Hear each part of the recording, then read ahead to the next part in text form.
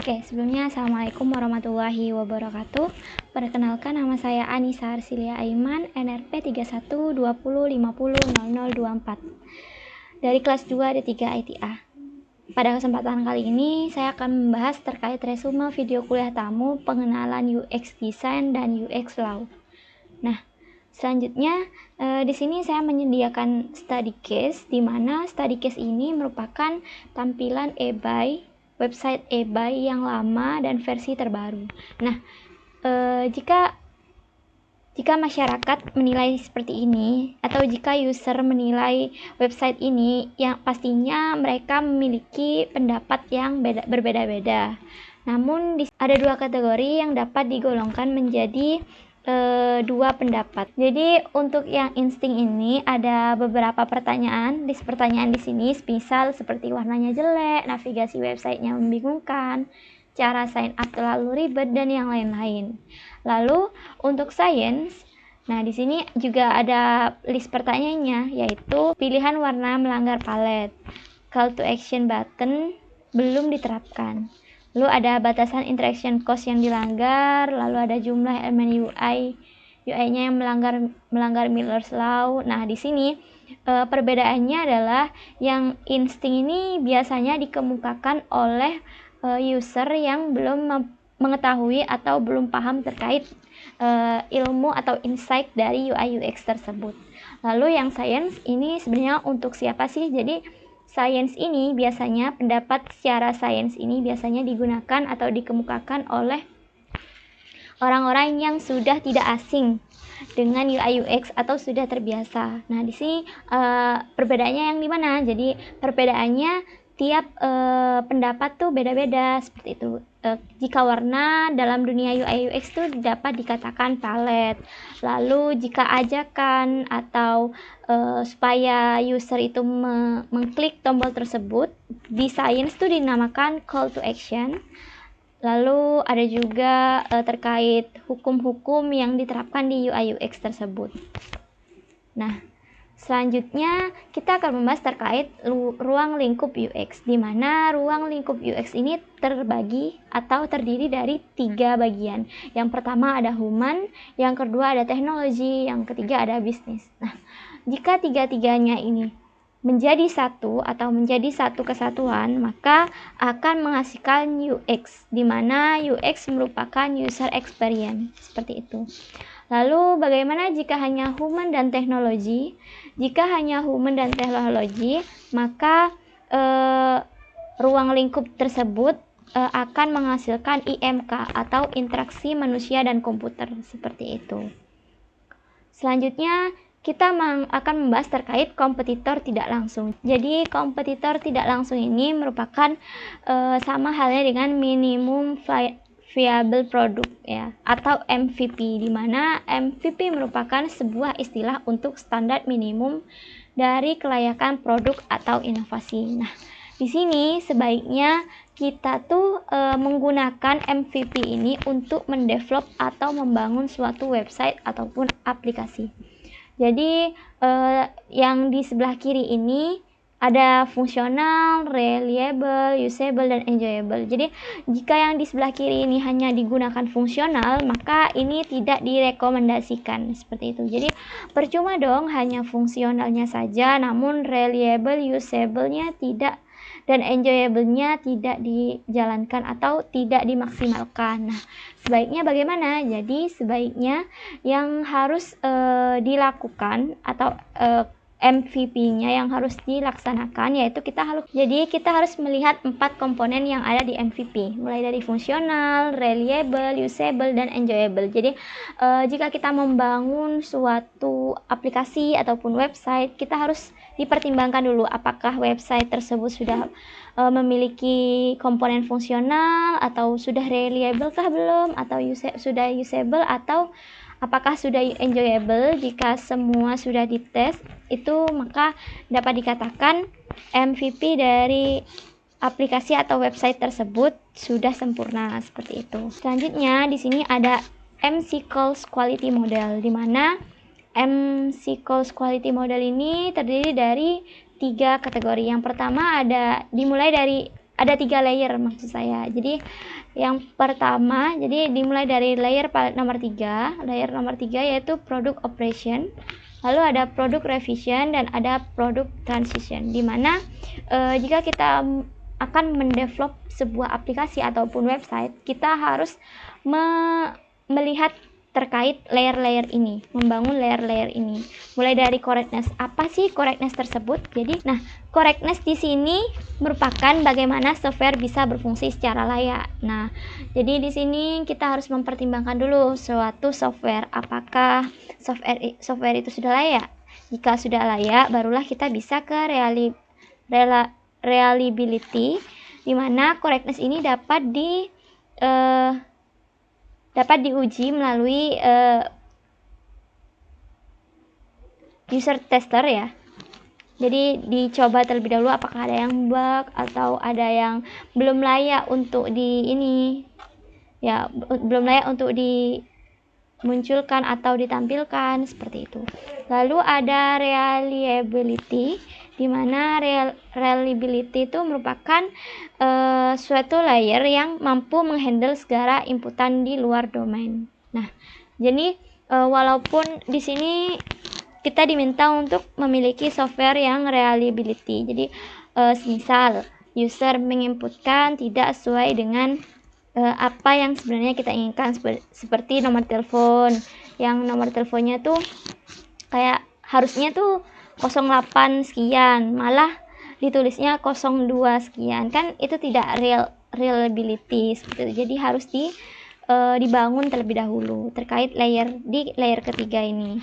Lalu ada usability, di mana usability merupakan apakah software dapat digunakan secara layak oleh user yang skip tutorial, seperti itu. Apakah jadi usability ini merupakan kita itu harus paham seperti itu. Apakah walaupun user men-skip tutorial, apakah mereka paham? Nah, jadi di sini kita dites secara kemudahan dari software tersebut. Lalu ada integrity, di mana integrity ini tentang keamanan. Jadi semisal saya membuat aplikasi, lalu kan otomatis aplikasi tersebut harus memasuki data-datanya, entah itu password atau tanggal lahir atau email atau apapun itu. Nah, jadi sebelum kita membuat suatu software atau aplikasi, kita harus membangun integritinya dulu. Usahakan keamanan dari data-data atau keamanan dari pengguna tersebut sudah memadai, seperti itu.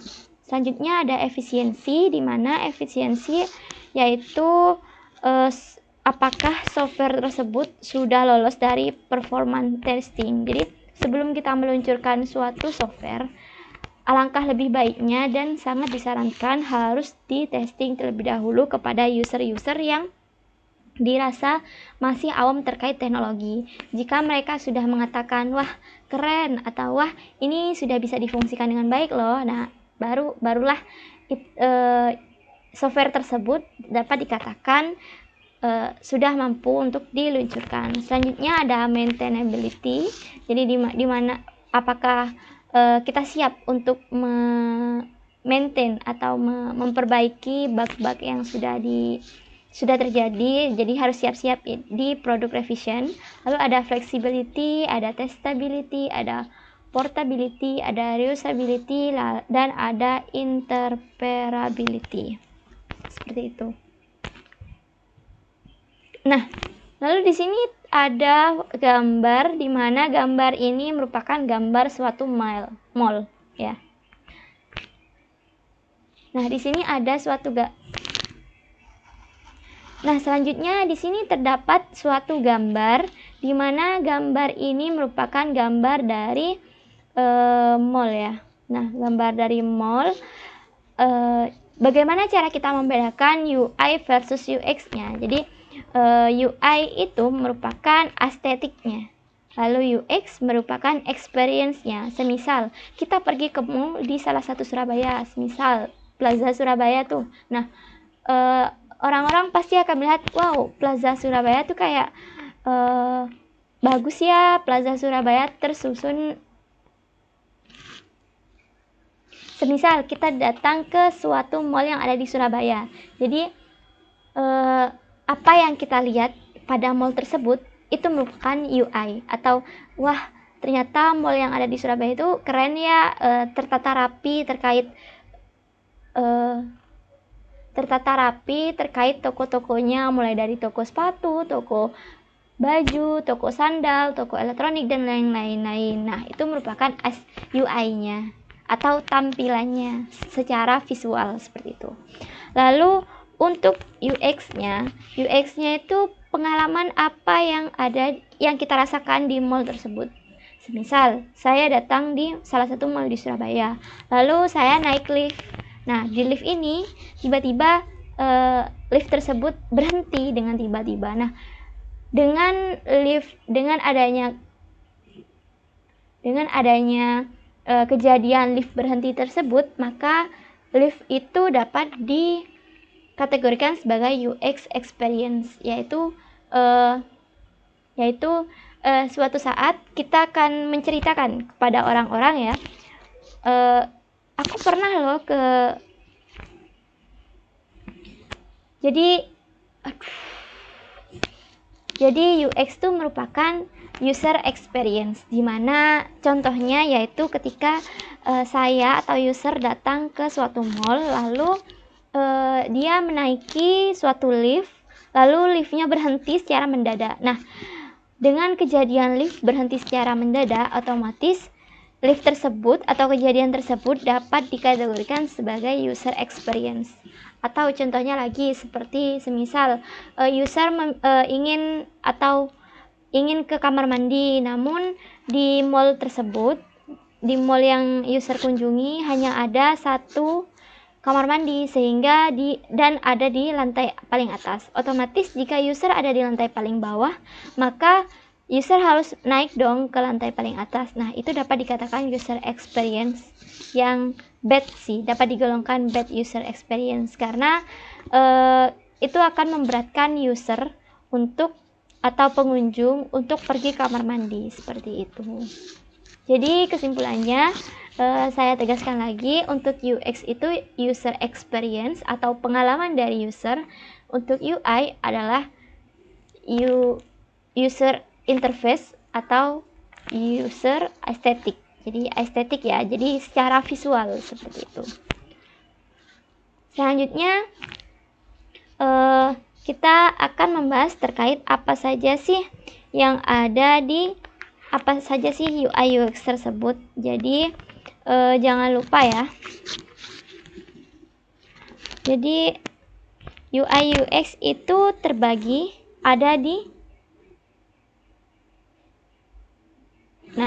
jadi apa sih perbedaan UI dan UX design tersebut? Nah, jadi perbedaannya dapat kita samakan atau dapat kita anggap yaitu seperti otak. Jadi jika UX itu ada di otak sebelah kiri, lalu ada UI di otak sebelah kanan. Di mana otak sebelah kiri atau UX itu terdiri dari interaction design, lalu wireframe dan prototypes, lalu ada information architect, lalu ada user research, dan ada skenario.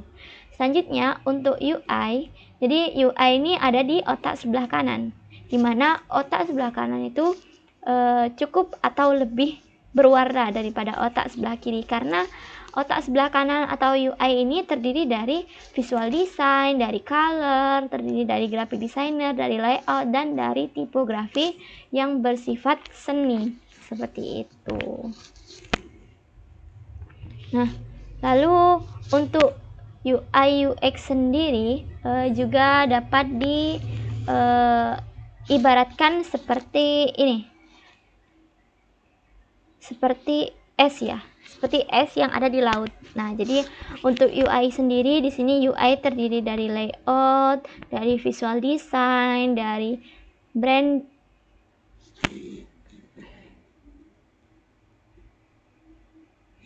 Jadi untuk UI sendiri ini terdiri dari layout, dari visual design, dan terdiri dari branding. Lalu apakah jika UX ini tidak ada, UI akan tampil secara maksimal seperti ini?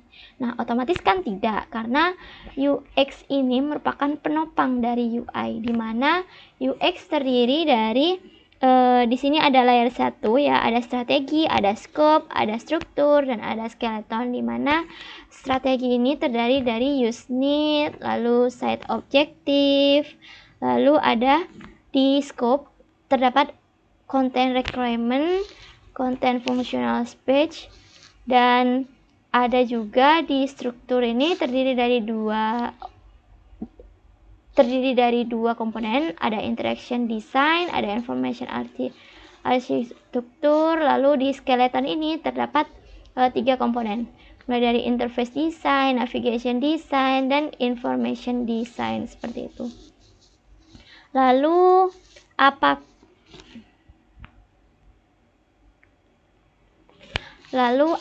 developer harus mengetahui UX? Jawabannya adalah harus mengetahui UX, karena target kualitas produk bukanlah hanya tentang fungsionalitas, namun juga tentang kemampuan produk tersebut untuk memberikan experience yang baik. Nah, percuma dong UI-nya bagus, lalu tampilannya bagus, color palette-nya sudah oke dan serasi, namun terkait UX-nya mulai dari jika kita klik sign up akan menuju kemana, lalu jika kita akan membeli, misal di e-commerce ya, jika kita memilih check out itu, atau kita memilih masuk keranjang ternyata langsung check out, jadi itu kan ini ya, kayak gak masuk akal gitu untuk jika developer tidak mengetahui terkait UX tersebut. Jadi harus paham ya terkait UX tersebut.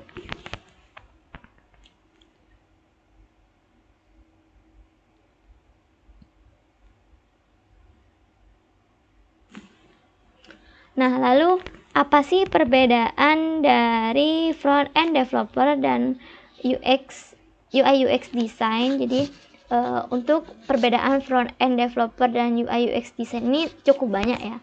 Mulai dari jika front end developer tuh kerjanya scripting ya, atau ngoding ya. Ngoding mulai dari ngoding HTML, ngoding CSS, dan yang lainnya. Untuk UI UX designer itu, jadi saya akan membacakan terkait front end developer terlebih dahulu ya. Tugas dari front end developer yaitu merupakan scripting seperti HTML atau CSS. Jadi di sini front end developer diminta untuk ngoding ya, ngoding HTML atau CSS. Lalu ada programming juga terkait JavaScript. Lalu ada architectural pattern, lalu ada computational thinking, ada version control system atau Git ya. Lalu ada responsive and mobile design. Jadi desainnya itu bukan hanya berupa web, ada juga desain yang diminta untuk responsif dan desain mobile design, seperti itu. Lalu ada testing atau debugging. Jadi di sini untuk mengantisipasi terjadinya bug ya. Lalu ada browser developer tools. Lalu ada clean code, di mana kita diminta untuk membersihkan kode yang sudah kita buat supaya lebih rapi dan mudah dipahami, seperti itu. Nah, apa saja sih yang harus dikuasai oleh front end developer? Jadi di sini ada beberapa framework ya, mulai dari Vue.js, React.js, Angular, dan masih banyak yang lainnya untuk front end developer. Lalu bagaimana untuk UI UX designer? Jadi untuk UI UX designer sendiri di sini terdapat tugasnya adalah yaitu user research, ada empathy mapping, ada gestalt principle, ada usability heuristic, ada interaction cost, ada fit law, ada Miller's law, ada color psikologi, ada font psikologi, dan masih banyak yang lainnya. Jadi untuk UI UX designer ini harus paham hal-hal yang ada di tampilan ini ya, harus paham.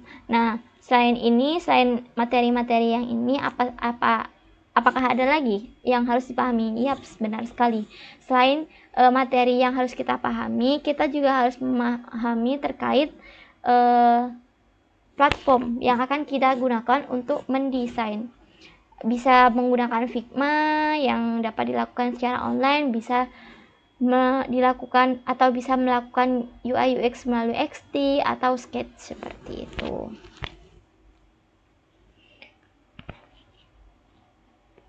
Nah, jadi saya tegaskan lagi, UI merupakan bagian dari UX ya. Jadi tidak dapat dipisahkan antara UI dan UX. Namun untuk jobnya atau pekerjaannya itu biasanya dibedakan antara UI designer atau UX designer. Namun dalam UI UX designer ini tidak dapat dipisahkan. Jadi mereka akan menjadi satu tim jika akan membangun suatu software seperti itu. Lalu UI ini hanya berfokus pada estetika pada software tersebut, sedangkan UX mencakup experience secara umum seperti itu. Nah, selanjutnya saya akan membahas terkait flow produk UI UX designer. Jadi di sini terdapat 4 flow produk UI UX designer ya. Yang pertama ada sketch. Sketch merupakan drawing a basic concept. Jadi kita mengonsepnya terlebih dahulu. Sketch ini dapat dilakukan dengan kita menggambar suatu aplikasi atau software ya di kertas terlebih dahulu atau bisa juga secara online. Namun biasanya sketch ini masih belum tertata rapi dan belum berwarna dan juga belum biasanya masih kotak-kotak seperti itu. Jadi cuma ada kayak nama gitu, ada tanda panah, kotak-kotak ini bernama apa, atau apakah ini button atau button sign up, button logout seperti itu. Jadi ini masih hanya konsep drawing a basic concept seperti itu. Lalu untuk wireframe ini yaitu refining the concept further. Jadi kita pada wireframe kita sudah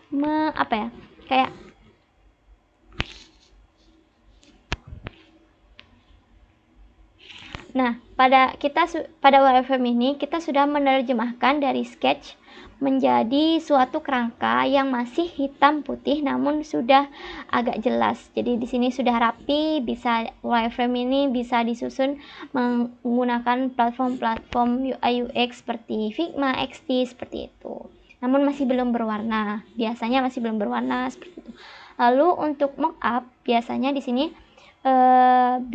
mockup itu merupakan creating visual graphic and content. Jadi kita diminta untuk membuat grafik desainnya dan kontennya. Biasanya pada mockup ini sudah berwarna dan sudah ada logo-logonya untuk button-button seperti itu. Lalu setelah mockup kita diminta untuk membuat prototype-nya. Nah, pada mockup dan prototype ini biasanya sudah kerjaan dari UI designer. Sedangkan sketch dan wireframe ini biasanya dikerjakan oleh UX designer seperti itu. Nah, kembali lagi pada prototype. Jadi pada prototype ini kita sudah merepresentasikan produk tersebut dengan detail. Jadi pada prototype ini kita sudah bisa mengklik button-buttonnya gitu. Semisal kita mengklik logout nanti melompat kemana, mengklik sign up nanti akan ke halaman mana seperti itu. Jadi sudah jika pada jadi sudah bisa diaplikasikan atau bisa digunakan, namun masih belum ada isinya. Jadi cuman gambarannya saja seperti itu.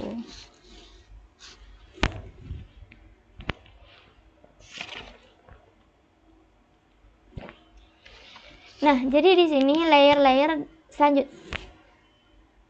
selanjutnya terdapat layer-layer dalam UX element, di mana layer-layer dalam UX element ini terbagi menjadi 5. Yang pertama ada strategi. Nah, strategi ini merupakan aspek bisnis dan user, di mana strategi mencakupi beberapa hal. Yang pertama ada stakeholder, ada interview, ada competitor analysis, ada lean canvas, ada project statement, ada user research, dan ada user persona, ada customer journey, ada empathy map, ada user story, dan ada user scenario. Lalu untuk scope di sini merupakan aspek fitur atau konten. Jadi di sini sudah masuk pada fitur ya atau konten yang ada pada software. Mulai dari kita melihat dari ideationnya, lalu ada fungsionalnya, lalu ada requirement-nya, fungsional requirement, lalu ada content requirement, ada affinity diagramming, ada prioritizing matrix, dan lain-lain.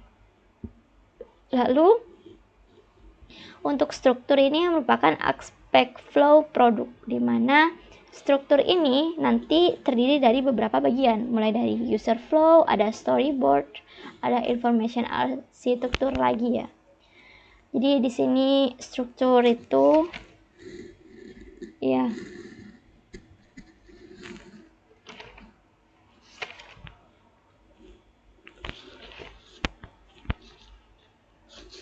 jadi user struktur itu terdiri dari beberapa bagian, mulai dari user flow, storyboard, information arsitektur, dan lain-lain. Nah, struktur tersebut merupakan aspek flow produk. Jadi sudah terdapat di aspek flow produk seperti itu. Lalu ada skeleton, di mana skeleton merupakan aspek interaksi user. Jadi di sini sudah melibatkan user terkait dari software tersebut. Di sini ada beberapa aspek interaksinya ya, mulai dari interaction cause, ada Miller's Law, ada Hicks Law, ada Fitts Law, ada Gestalt Principle, ada usability heuristic, ada projection, ada micro UX, dan ada Wave Flow. Jadi di sini pada skeleton ini kita diminta untuk menerapkan beberapa dari hukum-hukum yang ini ya, yang diterapkan pada UX. Nah, pada aspek ini atau skeleton ini kita tidak perlu menggunakan semua hukum. Yang penting kita tidak membuat software yang melanggar dari hukum-hukum yang ada di UX ini atau yang ada di skeleton ini, seperti itu. Lalu selanjutnya ada surface, di mana surface tersebut merupakan aspek estetika dari software, di mana pada surface ini terdapat color psikologi, mood boarding, 60-30-10 rule, ada desaturated psikologi, dan ada font psikologi. Nah, pada surface ini juga sudah melibatkan UI designer ya, karena pada surface ini akan membahas terkait aspek estetika, sehingga melibatkan UI designer seperti itu. Nah, selanjutnya kita akan membahas terkait UX Law nih. Nah, UX Law karena pada kuliah tamu yang kedua itu membahas UX Designer dan UX Law, maka kita akan membahas terkait UX Law. UX Laws ini terdiri dari 5 kategori. Yang pertama, Information Load, ada Waypoint, ada Information Display, ada Gestalt Principle, dan ada Usability Heuristic. Jadi UX Law tersebut merupakan hukum-hukum UX dalam layer skeleton yang sudah saya jelaskan tadi. Nah,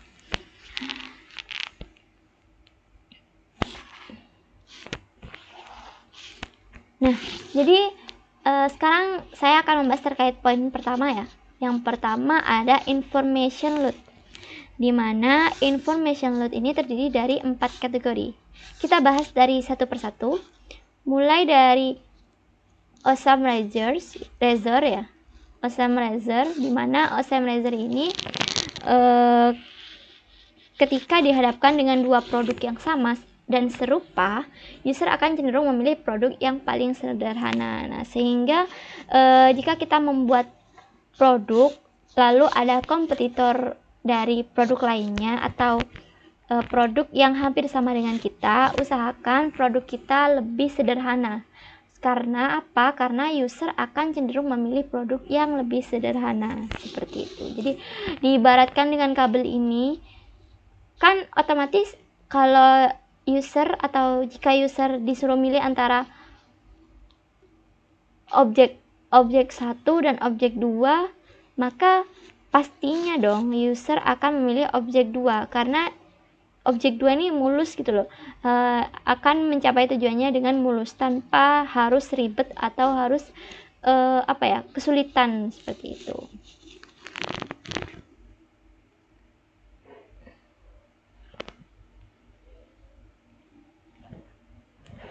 Nah, Occam Razor ini kita bisa contohkan seperti yang tadi menjadi study case ya. Occam Razor ini dapat kita contohkan di website eBay yang old dan website eBay yang baru gitu. Jadi jika kita lihat pada eBay yang lama ya, jadi ini kayaknya agak bingung nggak sih kalau kita mau ke ini, kita harus cari dulu nih satu-satu, bingung kan, mau komputer, mau grid collection, bingung. Nah, namun untuk eBay yang baru ini kita akan lebih mudah, karena pada Occam Razor ini kita memilih atau kita eBay. Nah, lalu pada eBay yang baru ini sudah menerapkan Occam Razor, di mana ia lebih mensederhanakan websitenya dari websitenya yang sebelumnya, seperti itu.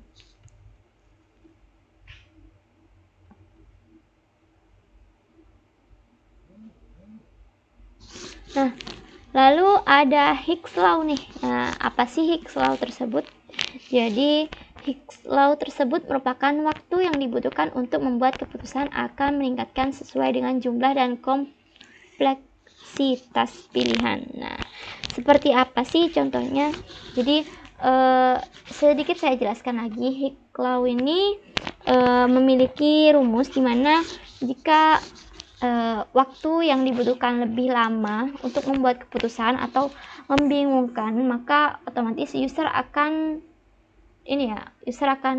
ribet banget nih, seperti itu. Jadi contohnya tuh seperti saat kita login. Nah, saat kita login, misal kita membuat suatu website yang mengharuskan loginnya atau daftarnya itu harus kita mengisi data terlebih dahulu, sedangkan aplikasi A harus mengisi data terlebih dahulu, sedangkan aplikasi B kita dapat login atau kita dapat mendaftar menggunakan akun Facebook ataupun akun Google. Otomatis kan user akan memilih yang B, karena yang B dengan kita sekali pencet lalu kita tinggal memasukkan username dan password atau email dan password, secara otomatis kita akan terdaftar, seperti itu. Jadi waktu yang dibutuhkan untuk membuat keputusan akan meningkatkan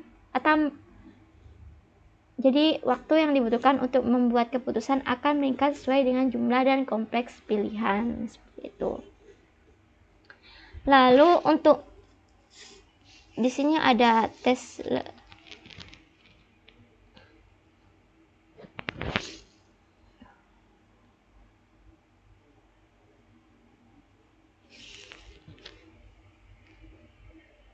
Nah, lalu ada Miller's Law nih. Nah, ini sebenarnya mohon maaf ya, ini typo. Jadi ada Miller's Law, di mana Miller's Law ini untuk gambarnya benar, namun tulisannya ini typo ya. Jadi untuk Miller's Law ini merupakan rata-rata manusia hanya dapat mengingat sejumlah 7 hingga 12 item dalam ingatan jangka pendeknya. Nah, semisal nih kita pergi lagi ke website eBay. Nah, jadi pada website eBay ini ya, terdapat di yang lama terdapat beberapa ahef ya, atau tulisan yang ketika kita klik maka kita akan menuju layer yang lain. Sedangkan manusia di sini ada beberapa tulisan nih, ada 1, 2, 3, 4, 5, 6, 7, 8, 9, 10, 11, 12 dan semuanya. Jadi udah melebihi 12 ya. Namun secara hukum Miller's Law, manusia hanya dapat mengingat sejumlah 7 hingga 12 item dalam ingatan jangka pendeknya, sehingga jika kita akan mengelompokkan suatu kelompok atau kategori, sebaiknya atau alangkah lebih baiknya agar tidak menyalahi aturan Miller's Law, kita gunakan kategoris itu sebanyak 7 hingga 12 produk aja untuk memasuki atau untuk mengelompokkan suatu kategori tersebut, sehingga dapat dikatakan itu akan menjadi lebih efektif dan akan mudah diingat oleh user, seperti itu.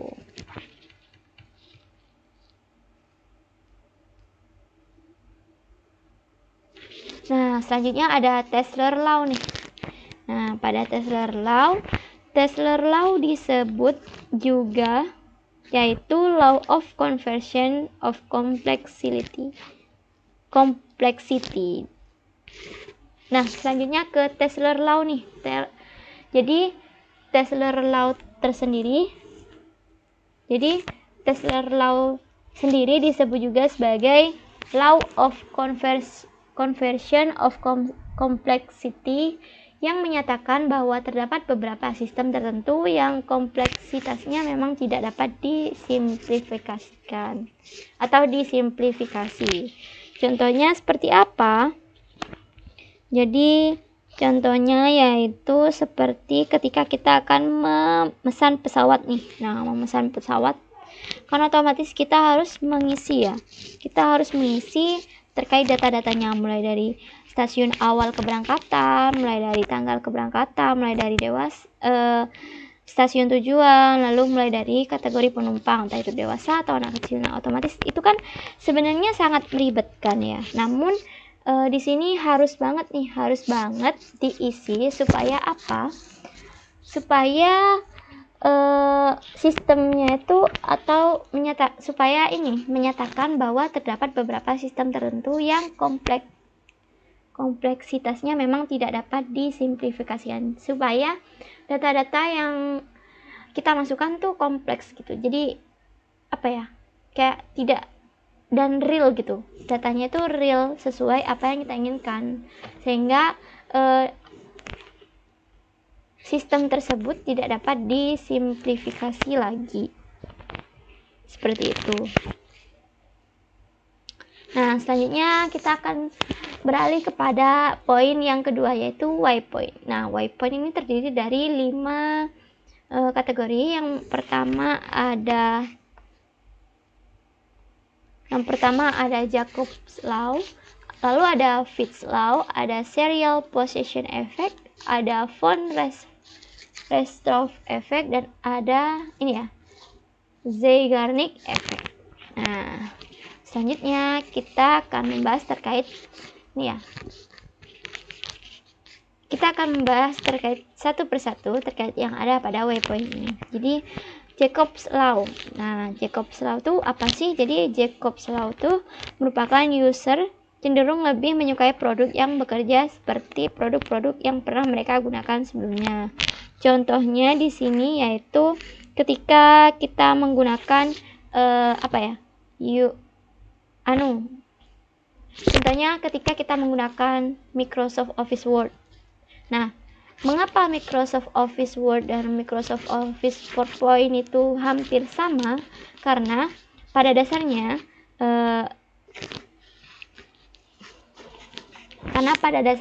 si pembuat itu menerapkan Jacob's Law atau menerapkan waypoint ini, yang berarti ia menerapkan sistem atau menerapkan ilmu Jacob's Law, di mana ilmu Jacob's Law itu ia akan sedikit memberi persamaan ya, atau hanya sedikit memberi perbedaan antara Microsoft Word dan Microsoft Excel supaya user lebih mudah untuk menggunakannya dan mengingatnya, seperti itu.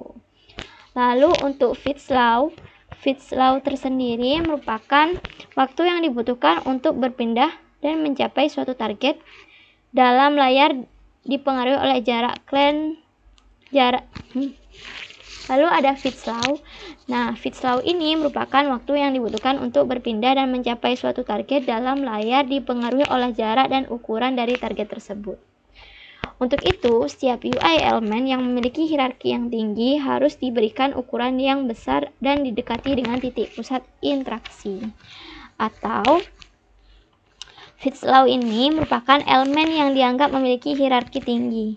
Dia harus diletakkan dekat dengan pusat dan dibesarkan. Nah, di sini contohnya yaitu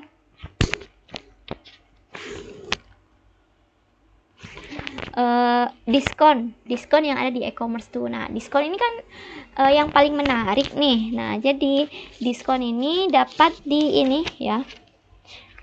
diletakkan dekat dengan pusat. Nah, jika pusatnya di tengah nih, dapat diletakkan di pusat di tengah lalu dibesarkan supaya user tertarik akan produk kita atau akan software kita, seperti itu. Lalu ada serial position.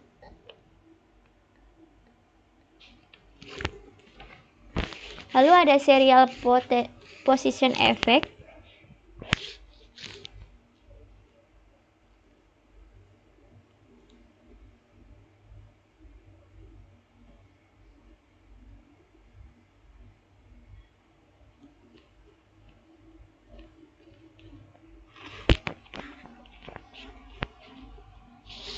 Nah, lalu ada serial position effect, di mana serial position effect tersebut merupakan suatu hukum di mana user cenderung lebih mudah mengingat item pertama dan terakhir dari serangkaian elemen UI dibandingkan item yang berada di tengah-tengah.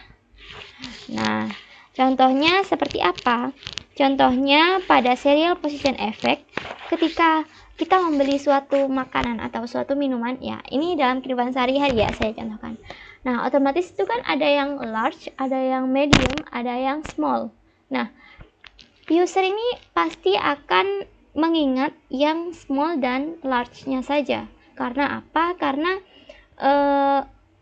user ini akan lebih memperhatikan yang awal dan yang akhir dari serangkaian elemen UI dibandingkan item yang berada di tengah-tengah. Sehingga ketika kita memiliki suatu produk unggulan ya, kita dapat meletakkan di awal ataupun di akhirnya supaya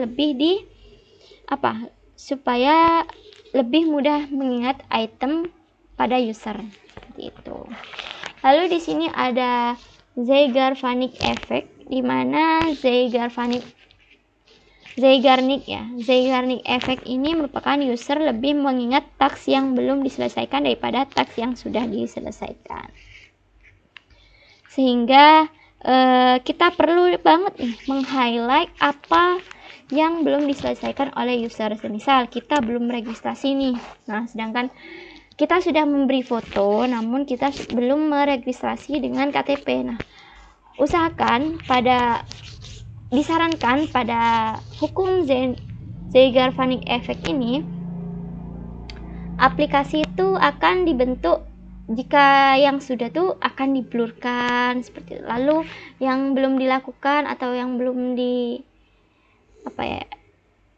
taks yang belum diselesaikan itu lebih diperterang lagi supaya user dapat menarik perhatian user, seperti itu. Lalu ada font restore effect, di mana font restore effect ini merupakan suatu hukum yang ketika ada beberapa objek yang hampir serupa, objek yang paling berada selanjutnya ada font restore effect ya. Jadi font restore effect ini merupakan suatu hukum yang ada di UX element yang ketika ada beberapa objek yang hampir serupa, objek yang paling berbeda akan menjadi yang paling mudah diingat. Nah, di sini objek yang paling berbeda ini seperti contohnya ketika ini ya. Ketika kita menawarkan aplikasi premium. Nah, pada premium ini kan biasanya ada tingkatannya. Semisal yang free itu ada berapa, lalu yang paling diangkat itu yang normal, yang premium yang high quality, lalu ada premium yang low quality. Nah, usahakan yang high quality ini karena akan menjadi perhatian atau akan menjadi unggulan, usahakan yang high quality ini menjadi berbeda di antara normal dan low quality, sehingga high quality ini lebih menjadi apa ya, kayak perhatian dari user, sehingga user tahu akan keberadaan high quality ini, seperti itu. Lalu kita akan membahas information display, di mana information display ini terdiri dari dua divisi atau dua bagian ya. Yang pertama ada Parkinson Law, lalu ada Goal Gradient Effect. Nah, Parkinson Law ini apa? Jadi, Parkinson Law ini merupakan user akan cenderung untuk menunda sebuah progres pada saat dia merasa memiliki banyak waktu. Untuk itu, membagi suatu aktivitas menjadi grup-grup sangat penting agar user tetap produktif. Jadi, contohnya nih, ketika kita akan membuat software, software pendidikan. Nah, jadi kita tidak boleh tuh langsung ini kamu kerjakan taks 1 hingga taks 5, atau kamu kerjakan satu taks ini yang berisi taks 1 hingga taks 5 harus selesai dalam jangka waktu berapa. Nah, jangan, lebih baik kita pisahkan nih. Taks 1 itu deadline-nya berapa hari? 1 hari. Taks 2 1 hari, taks 3 1 hari, sehingga jika dibedakan antara all task sama task 1, 2, 3, 4, 5 dengan jangka waktu yang sama, maka user itu akan lebih produktif jika menggunakan yang task 1, 2, 3, 4, 5, sehingga terjadi progres di setiap harinya, seperti itu.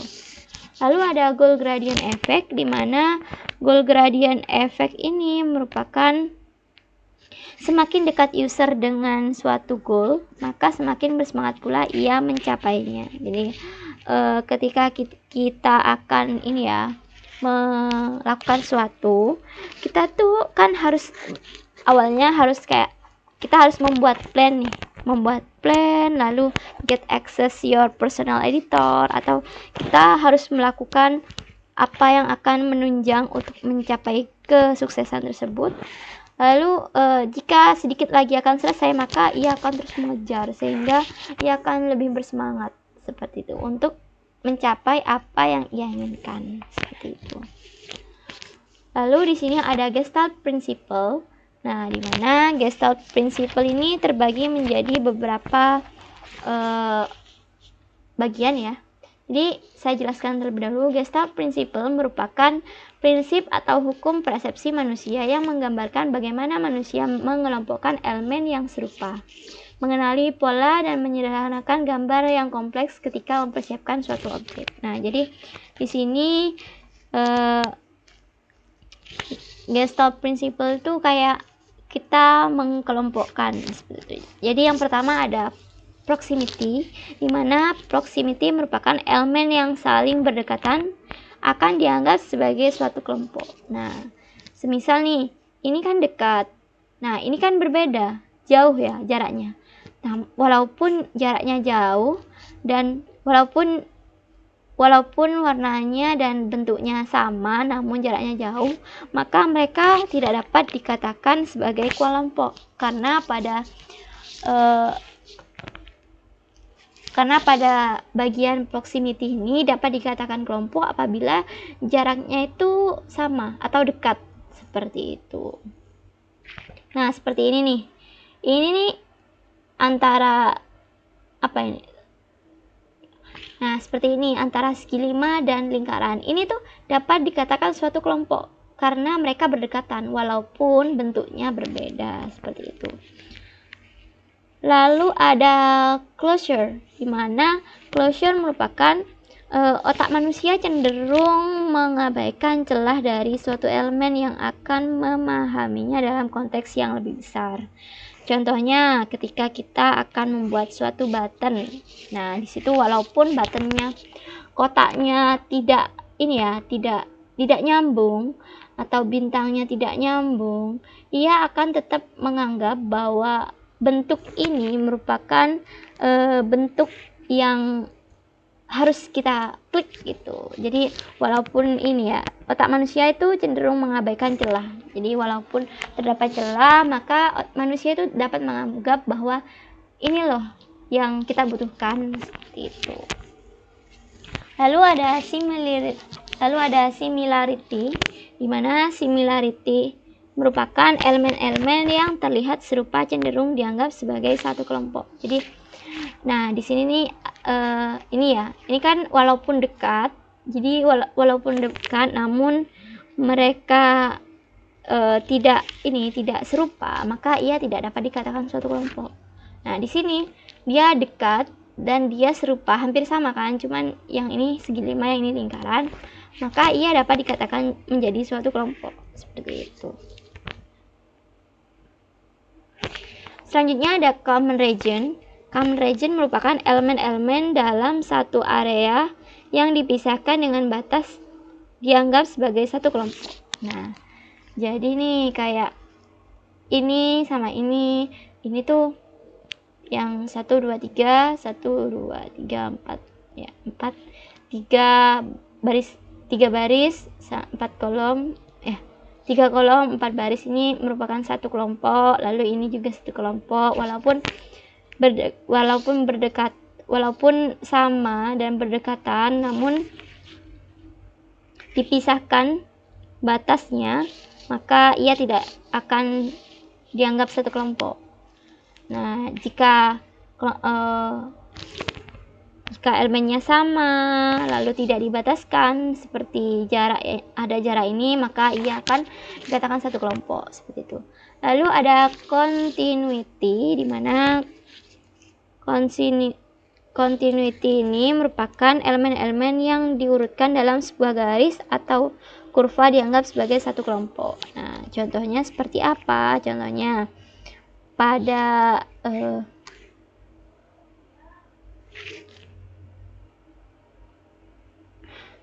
saat kita akan melakukan regis ya. Jadi kita tuh untuk melakukan regis harus mendaftar terlebih dahulu, lalu kita tarik garis. Jika sudah mendaftar, yang harus dilakukan adalah registrasi. Jika sudah registrasi, kita harus melengkapi profilnya. Nah, itu dapat dikatakan satu kelompok walaupun dia dipisahkan oleh garis, seperti itu. Lalu ada figure and ground. Figure and ground ini merupakan otak manusia secara alamiah akan mengenali jika ada suatu di depan atau di belakangnya.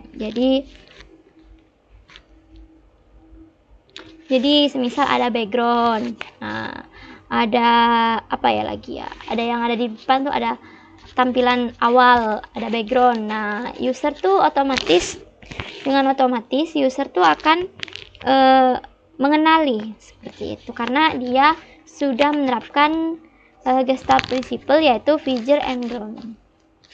Lalu ada simetri, di mana otak manusia menganggap elemen-elemen yang simetris sebagai sesuatu yang teratur.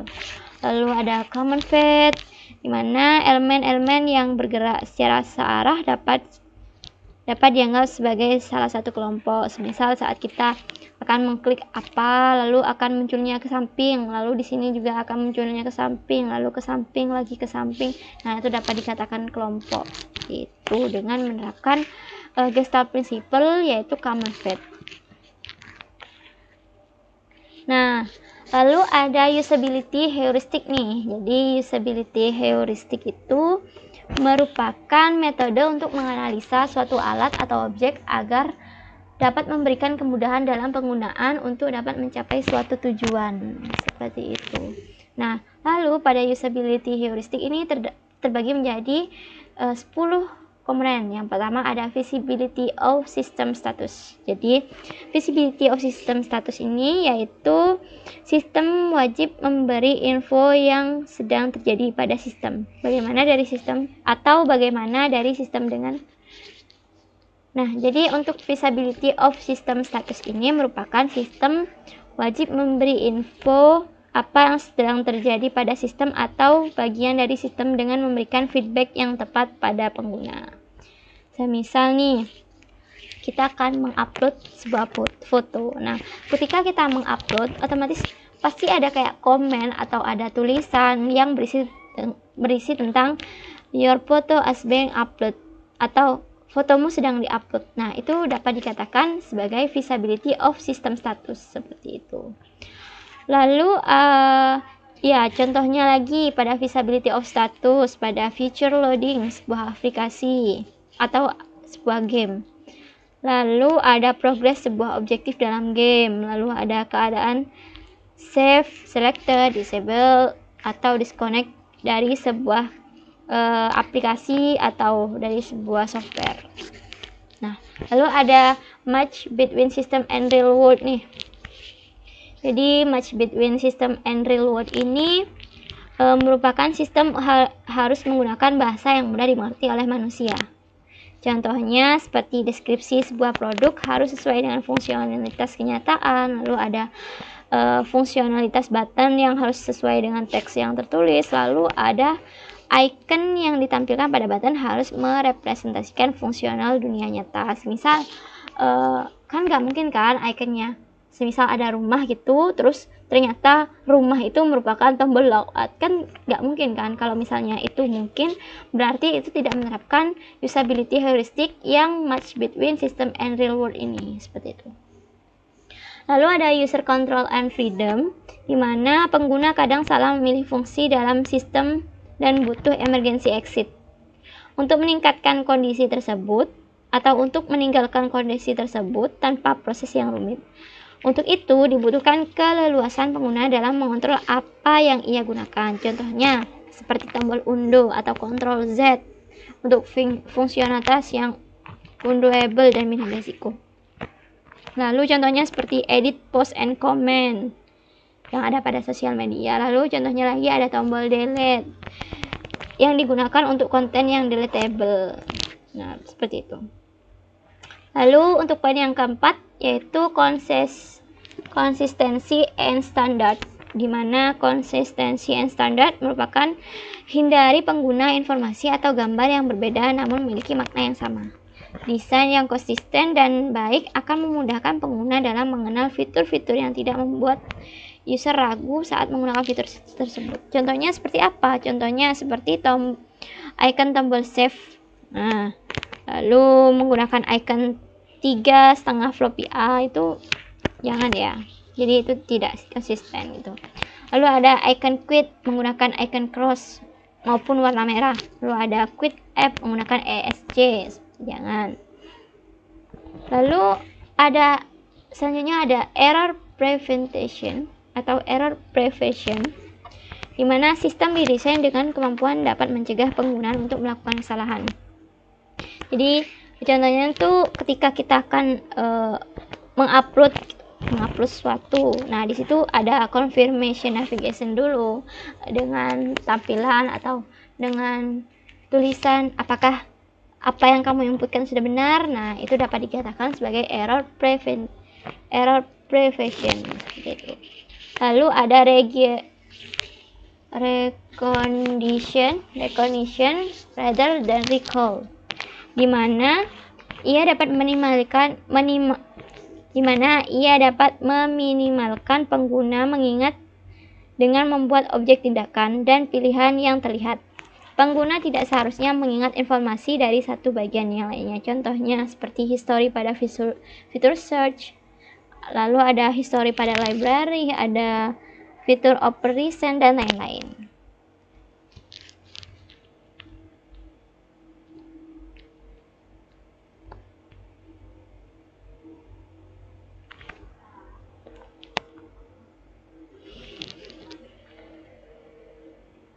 Lalu untuk yang ketujuh ada flexibility and efficiency of use, di mana pada poin ini menekankan bahwa sistem sebaiknya memberikan fleksibilitas dan keefisiensi dalam penggunaan. Contohnya yaitu shortcut untuk fitur-fitur tertentu. Misal Ctrl C sebagai copy, Ctrl V sebagai paste, dan F untuk loading dan sebagainya. Lalu ada drag file ke suatu folder. Nah, ada fitur drag and drop nih. Nah, seperti itu. Lalu pada poin ke-8, aesthetic and minimalistic design, di mana Desain tidak terdiri dari informasi yang tidak relevan atau jarang dibutuhkan karena setiap tambahan informasi akan bersaing dengan informasi lainnya yang mengurangi visibilitas informasi lain. Contohnya seperti jumlah elemen per grup maksimal 7 atau jumlah elemen dalam view maksimum 7. Nah, jadi supaya lebih estetik dan minimalis, kita harus menerapkan nih jadi kita harus memberi jumlah maksimum nih supaya lebih estetik dan minimalis. Lalu ada help user with error, di mana help user with error ini yaitu saat error terjadi, aplikasi seharusnya tidak hanya memberikan pesan error namun juga memberikan solusinya. Nah, help user with errors ini pada website ya atau pada codingan itu dapat dikatakan sebagai validasi. Nah, ketika kita login namun kita salah inputkan data, misal pada password tuh misal kita memberi validasi yaitu terdiri dari huruf dan angka. Apabila user memberi password dengan angka saja, maka akan terjadi error dan kita berikan solusinya, sehingga pada poin 9 ini sudah diterapkan jika sudah ada validasinya. Lalu ada help and documentation, di mana help dan documentation merupakan meskipun sistem lebih baik dapat digunakan tanpa petunjuk atau dokumentasi, namun sebaiknya kita memberikan bantuan dan dokumentasi tetap.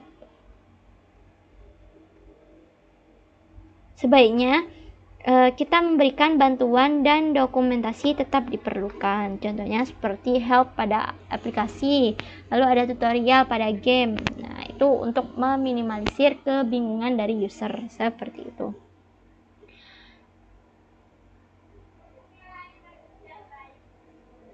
Nah, lalu di sini ada tips-tips untuk UX designer nih. Jadi tips untuk UI designer di sini ada 4 ya. Yang pertama ada semakin agile timmu, penugasan konsep UX dalam tim semakin dibutuhkan. Nah, agile itu apa sih? Jadi agile itu kayak semisal contohnya ya, pada pengerjaan UI. Wah, ini color palette-nya nih kayaknya kurang sesuai deh. Lalu ada contohnya user kita pasti suka punya kayak gini. Jadi untuk tips untuk UX designer nih, kita harus menampung semua pendapat dari tim ataupun dari tim supaya lebih baik terkait konsep UX-nya. Lalu untuk yang kedua, kerjakan UX secara inkremental dan iteratif. Tidak semua hukum harus diterapkan di awal iterasi. Nah, sama yang sudah saya katakan tadi, nggak semua hukum tuh harus diterapkan. Namun, hukum tersebut jangan sampai dilanggar, seperti itu. Lalu untuk tips yang ketiga yaitu UX designer harus pandai adaptasi dan berkompromi. Jadi, sebagai UX designer itu harus memiliki jiwa competition, collaboration, avoidance dan accommodation dan compromise, sehingga UX designer juga dapat memberikan yang terbaik pada produknya, seperti itu. Lalu ada ilmu dan experience harus ditumbuhkan secara merata, di mana di sini terdapat Bloom's taxonomy ya. Nah, jadi yang harus kita lakukan tuh untuk menjadi UX designer, sebenarnya harusnya kita tuh yang pertama harus create atau membuat suatu produk. Nah, lalu ada evaluate. Jadi kita dapat mengevaluasi nih, wah ini produknya nih kurang apa, produknya nih lebih baik diapain gitu. Lalu ada analyze tuh kayak analisis apakah produk ini sudah layak untuk dikembangkan, seperti itu. Lalu ada play, lalu ada understand dan ada remember, seperti itu. Nah, mungkin itu saja dari saya, kurang lebihnya mohon maaf. Wabillahi taufiq wal hidayah. Wassalamualaikum warahmatullahi wabarakatuh. Terima kasih.